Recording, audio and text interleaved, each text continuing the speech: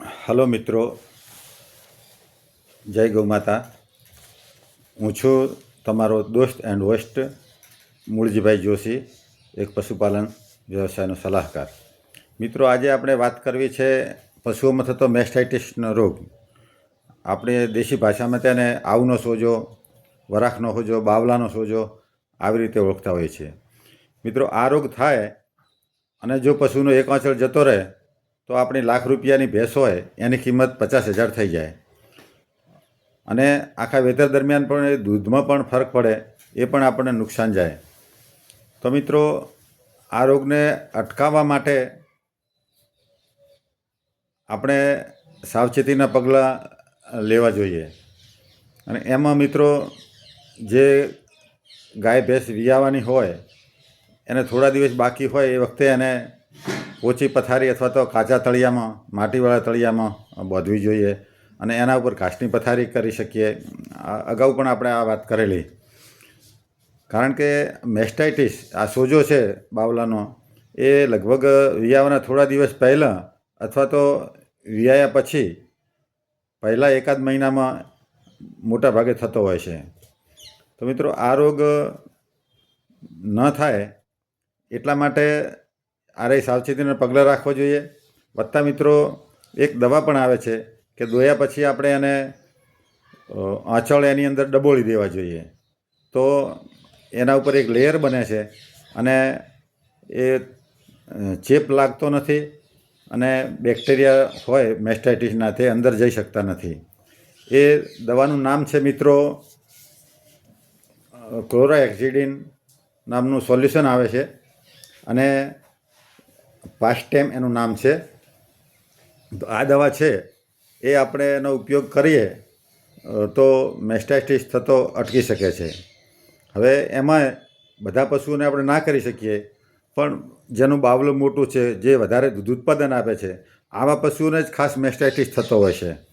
તો એવા પશુઓ માટે તો આપણે આવો ઉપયોગ કરવો જ જોઈએ. એના માટેનું એક સાધન આવે છે, આ ડીપ કહેવાય અને આ કપ છે, ડીપ કપ અને કપ.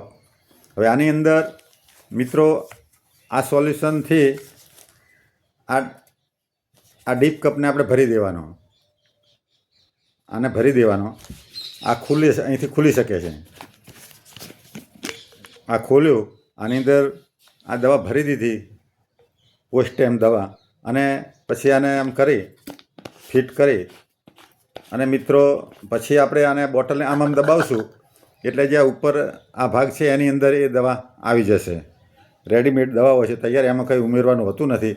અને આમ આવે પછી આપણે ગાય ભેંસનું મિલ્કિંગ પતી જાય, દોવાનું પતી જાય એટલે તરત જ આંચળને આની અંદર આમ આમ આમ ડબોળી દેવા જોઈએ, જેથી એની અંદર બેક્ટેરિયા જશે નહીં અને આંચળ સલામત રહેશે. તો મિત્રો, આનો આપણે આ ઉપયોગ કરી શકીએ છીએ. અને એમાં વધારે બાવલું મોટું હોય, દૂધ વધારે આપતા એવા પશુઓને તો ખાસ કરવું જોઈએ. તો આપણે એ મોટા નુકસાનમાંથી બચી શકીએ છીએ. મેસ્ટાઇટિસની શું વધારે સારવાર હોય અને એ બધું આપણે આગળ થોડો વિડીયો લોંગ બનાવીશું અને એમાં બધી વાત કરીશું. પણ સાવચેતીના પગલાં રૂપે મિત્રો આપણે આનો ઉપયોગ કરી શકીએ છીએ. બીજું મિત્રો, મેસ્ટાઇટિસ બે પ્રકારનો હોય છે, ક્લિનિકલ અને સબ ક્લિનિકલ. ક્લિનિકલમાં તો શું કે જે દેખાય છે તે આપણને ખબર પડે કે ભાઈ આને બાવલાની અંદર સોજો આવ્યો છે. પણ ઘણી વખત સબ ક્લિનિકલ મેસ્ટાઇટિસ હોય, એમાં આપણને ઘણી વખત ખબર ના પડે અને પછી દૂધ ઓછું થઈ જાય, પછી ક્યારેક દૂધમાં ફોદા આવે, ક્યારેક લોહીના ફોદા આવે અને ક્યારેક મિત્રો આખું દૂધ સહેજ લાલ રંગનું આવતું હોય છે.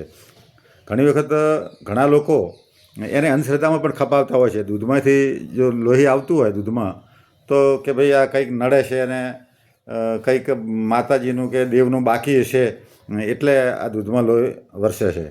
પણ મિત્રો, એવું નથી હોતું. આ એક બેક્ટેરિયાથી અને ફૂગથી થતો રોગ છે.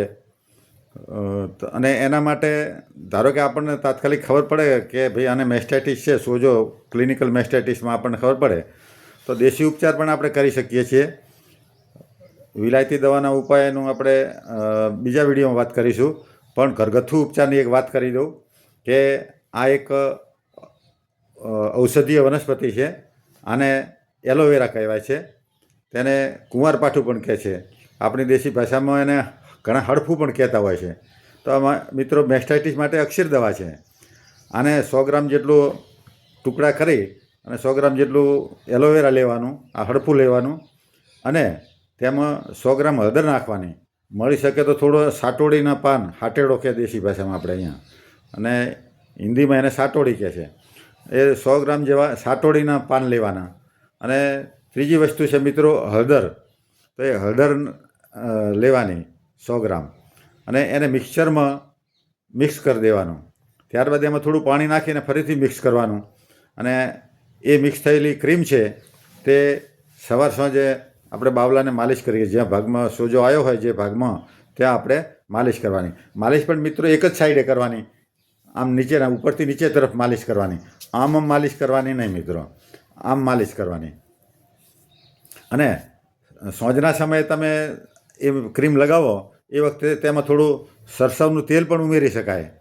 અને સરસવનું તેલ ઉમેરો તો એ થોડું વધારે ટાઈમ ત્યાં રહે છે અને ધૂળ બીજી વળગવા દેતું નથી, કચરો વળગવા દેતું નથી તેલ. આ રીતે મિત્રો આપણે ઘરગથ્થુ ઉપચાર પણ કરી શકીએ છીએ. અને સાવચેતીના પગલાં રૂપે એની ઉઠવા બેસવાની વ્યવસ્થા વત્તા જે આપણે આ વાત કરી પોસ્ટેમ દવાની, એની અંદર ઓંચળને ડીપ કરવાના, ડબોળવાના, એ પણ સારામાં સારો ઉપાય છે મિત્રો. તો આજનો વિડીયો આપને સારો લાગ્યો હશે તો મિત્રો વધુમાં વધુ શેર કરજો. અને આપ સૌને મારા તરફથી જય ગૌ માતા, જય ગોપાલ.